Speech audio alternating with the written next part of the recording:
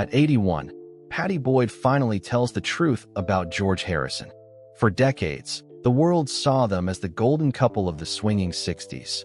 Beauty, music, fame, and romance wrapped into one unforgettable image. But behind the headlines and the hit songs, Pattie says the reality was far more complicated.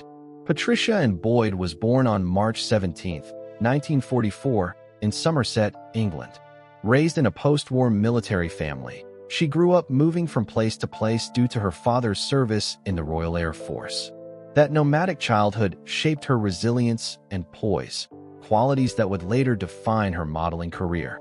By the early 1960s, she had moved to London, just as the city was exploding with cultural revolution.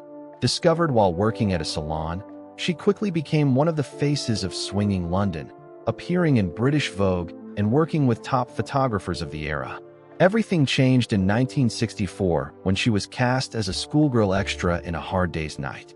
That's where she met George Harrison, the quiet, intense lead guitarist of the Beatles. He asked her out almost immediately. Though she initially declined, their connection grew, and by 1966 they were married at the height of Beatlemania. To the public, it looked like a fairy tale.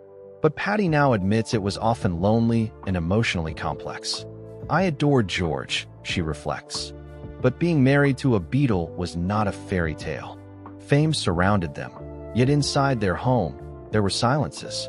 George was deeply spiritual, increasingly immersed in meditation and Indian philosophy.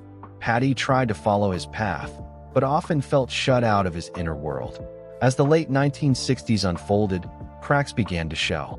The pressures of global fame, long separations, and George's rumored infidelities strained their marriage. One of the most painful moments came when she learned of his involvement with the wife of fellow Beatle Ringo Starr. "I felt like my marriage had lost its soul," she later admitted.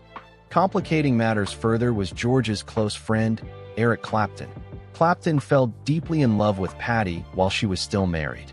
His heartbreak inspired the legendary song Layla, one of rock's most passionate anthems. Pattie describes that period as confusing and emotionally overwhelming. She still loved George, but she was also painfully aware that their connection was fading. By 1974, the distance between them had become too wide. They divorced in 1977.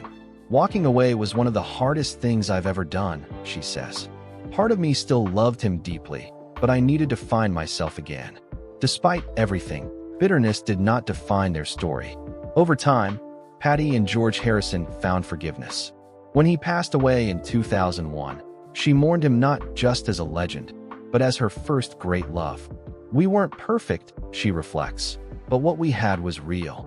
Today, at 81, Pattie Boyd speaks with clarity rather than resentment. She doesn't romanticize the past, but she honors it. She acknowledges the pain, the loneliness, the spiritual searching, and the extraordinary music that emerged from it all.